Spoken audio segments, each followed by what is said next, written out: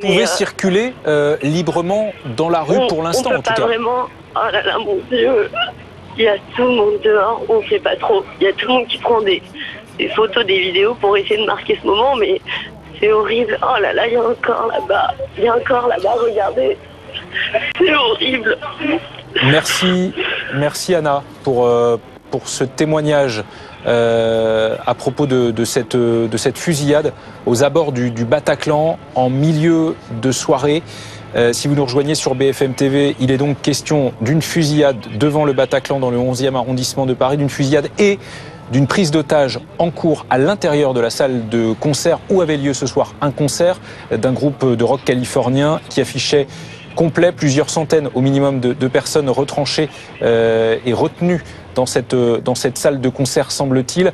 Le Stade de France, ses abords, en tout cas théâtre d'une double ou d'une triple explosion. On parle, il est envisagé en tout cas que ce soit un attentat suicide qui a été perpétré aux abords de l'enceinte à l'intérieur de laquelle se déroulait le match France-Allemagne qui a été interrompu, et on découvrait il y a quelques instants des images de la pelouse du Stade de France littéralement investie, envahie par les spectateurs, les supporters qui par mesure de sécurité sont retranchés à l'intérieur du Stade de France. Et puis il y a le 10e arrondissement de Paris, c'est la première information qui nous est parvenue en milieu de soirée, le 10e arrondissement de Paris, cette rue dans laquelle il y a un restaurant qui s'appelle le Petit Cambodge, et une fusillade là encore a éclaté.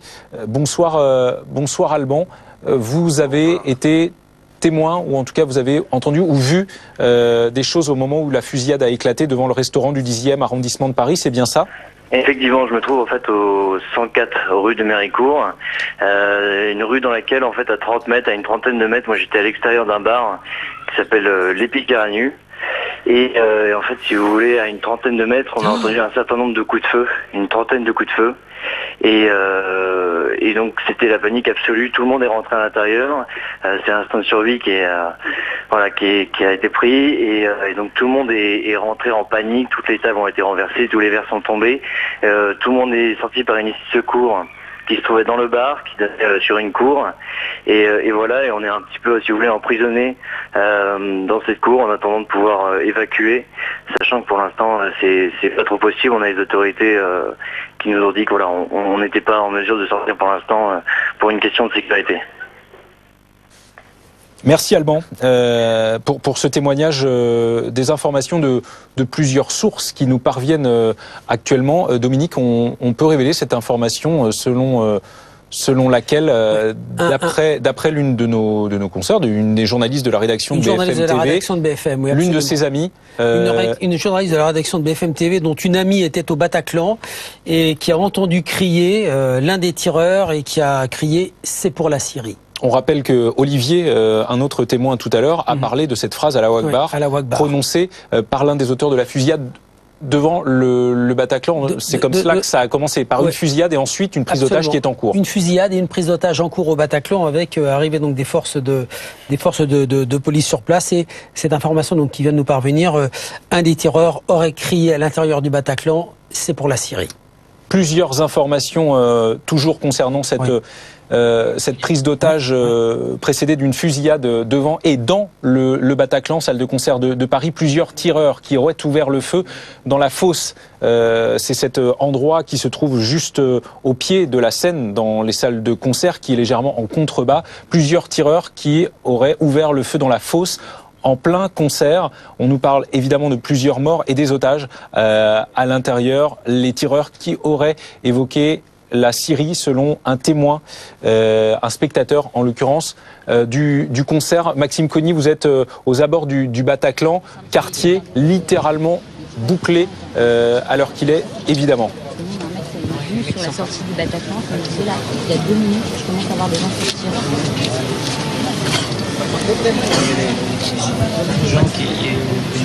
Aux abords du Bataclan, cette salle de concert dans laquelle a lieu une prise d'otage actuellement et devant laquelle a éclaté une fusillade en milieu de soirée. On découvre sur les images tournées par l'équipe de BFM TV des policiers, certains, me semble-t-il, sont à genoux. En tout cas, pas de riverains. Le quartier est bouclé, c'est ça Maxime ? Oui, le quartier est totalement bouclé au croisement, en tout cas, du boulevard Richard Lenoir et du boulevard Voltaire. Quartier totalement bouclé avec des policiers.